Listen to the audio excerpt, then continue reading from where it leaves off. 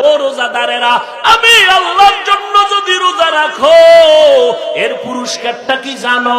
ও বান্দা, তুমি আমার, আমি আল্লাহ হয়ে গেলাম তোমার। এর থেকে আর বড় পুরস্কার আছে? ও বান্দা, তুমি আমার, আমি আল্লাহ তোমার। যখনই কথা হয়েছে জান্নাতে ঢুকতে কোনো টিকিট লাগবে না।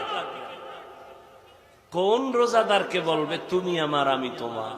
রোজা রাখছে, রাত্রেবেলা তারাবি বাদ দিয়ে ক্যারাম বোর্ড খেলে, লুড্ডু খেলে, বিড়ি টানে, নাই? এমন রোজাদারকে আল্লাহ বলবেন না তুমি আমার, আমি তোমার।